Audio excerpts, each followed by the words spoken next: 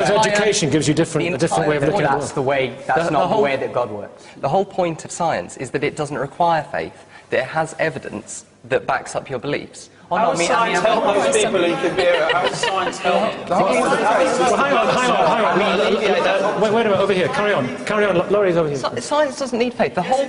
How? In what way does science need faith?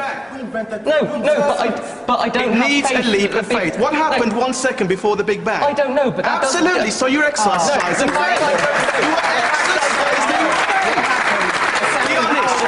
Be honest. Can I finish? Right? Absolutely. The fact that I don't know what happened a second before the Big Bang doesn't, assuming you can even consider a second before the Big Bang, assuming time existed, doesn't mean that science never will know that. Didn't say that. So that means that you are exercising faith. No, it means that I'm working on the basis of the best available evidence. You are exercising faith. Be honest.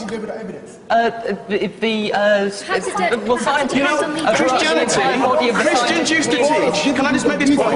Wait. This is very difficult to follow, but the fact is that religion used to claim to explain everything, but it explains that the Big Bang is a good one, though. It is, because in the 50s, Christians used to say that the universe had a beginning. Science used to say the universe didn't have a beginning, it always existed. Some scientists. Absolutely. Yeah. Scientists isn't Some science has moved. So you need to, as scientists, you need to exercise faith. No. If science was still peddling that principle, that the universe had always existed, because that's what we believe, then absolutely we would be no better than religion. But science has looked at the evidence and moved on. Yeah. Faith doesn't do that. Religion doesn't do that. So what happened? I go back to my question. You are still exercising, but you are still exercising faith. Wait, thank you. Religion. Why is it that in the countries of the world which have most educated people, is there most atheism? Why is that? I just socioeconomics. People find new gods, don't they? People find new, like whether it be celebrity or whether it be money, and then you come back, and then some of those people find celebrity, find money, and find actually. If you taught in science that there are one group of people who believe the Earth is round, and there is another group of people who believe the Earth is flat, you automatically bring in this assumption that the two propositions are a 50-50 proposition, and by teaching all these different ideas of the world, that evolution might be true, that religion might be true, that isn't the case. And it frustrates me that it's being taught as different kinds of truth. Sorry? What is the point of religion?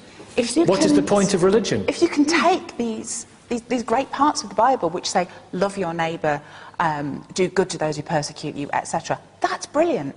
What you don't need is the things that say, burn witches, stone adulterers.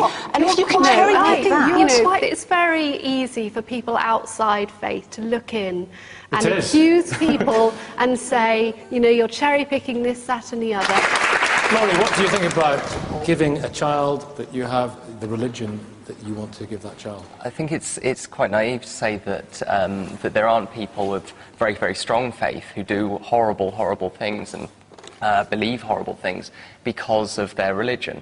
Now, it doesn't mean that it actually says that in their texts, or that's what the texts mean, or what the correct interpretation is, or whatever. But there are people who, bomb abortion clinics because they feel so strongly based on their faith that that's the right thing to do.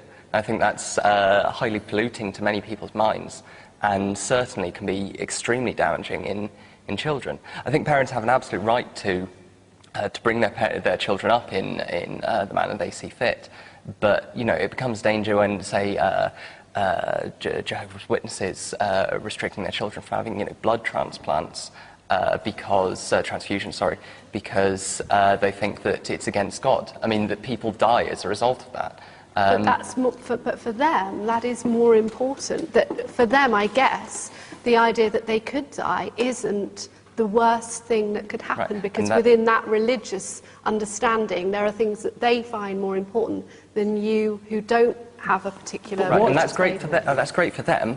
And as an individual, they have every right to die as a result of lack of medical treatment because of what they believe. But when their kids with developing leukemia aren't getting the treatment they need because their parents believe things which are frankly insane, I think there should be protection.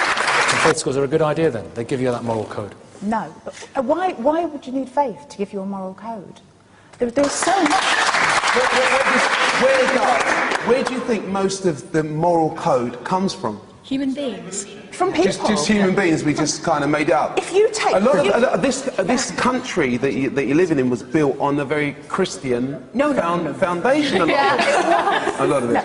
But the ancient Greeks had a moral code. Yeah, they had a moral code, but it's all built on That was long before Jesus. But it's all built on faith, isn't it? It was all built on their faith and their gods. So it's all built on a higher ground, on a higher purpose. That's what it's all... Any of the human rights legislations that have come in the last 50, 100 years, the legislation against homophobia, against sexism, you take any of those things, against slavery, how many of them came from the Bible? Religion is consistently opposed a lot of over those, the years. A lot of those. Actions that our laws have come back. But I think we also need to look at the fact that human rights legislation says that children need to have freedom of religion, and parents also need to have freedom to bring their children up in a religion if they choose to. Now, obviously, you have to balance that against human the rights laws often compete against each other, don't they? Exactly. You balance it against the right of the child to make their own decision to leave a religion if they want to. For example, the process of evolution. And they say that deepens their faith because it is so amazing. Yeah, completely. I think science, I'm not a scientist, but I find myself hearing these scientific developments in quantum physics, and as far as I do understand it, I stand in awe, and I think it's amazing and awesome, and I'm inspired in wonder. I don't have a kind of breakdown in my faith, because I'm not reading the Bible like as you say, like a manual or a textbook or a scientific... Excuse me. It's pointless. I'm sorry to interrupt you, but, you know, if you get rid of the Bible and say that you have to follow evolution, then the whole basis of the Bible breaks down. The whole basis, the whole point of us being here, the whole concept of sin. Your faith may break down if you don't believe in creationism, but it doesn't. It's very disingenuous of Christians to There are many people who read that, many scientists, and it has deepened. I know Christians deepened their faith because faith it's in such what? a Because faith it in means, God. well, if you believe in evolution, it means that the whole basis... It's not a question of believing in evolution. The Genesis story is not a science... Laurie, when you hear phrases like that, believing in evolution, what do you think? I think it's lovely when people are able to, reconcile their beliefs, and they're welcome to them.